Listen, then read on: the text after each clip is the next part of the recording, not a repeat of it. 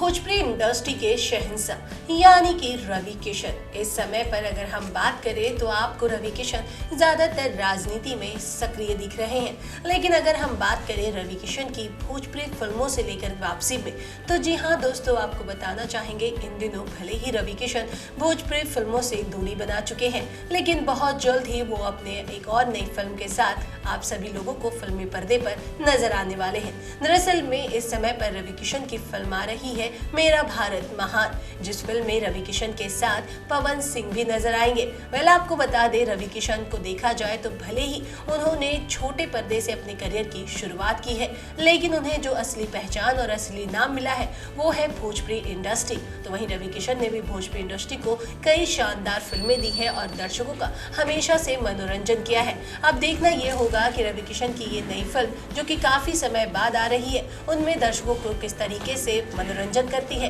बाकी भोजपुरी से जुड़ी तमाम खबरों को जानने के लिए अभी हमारे चैनल को सब्सक्राइब कीजिए एंड बेल आइकन का बटन प्रेस कीजिए।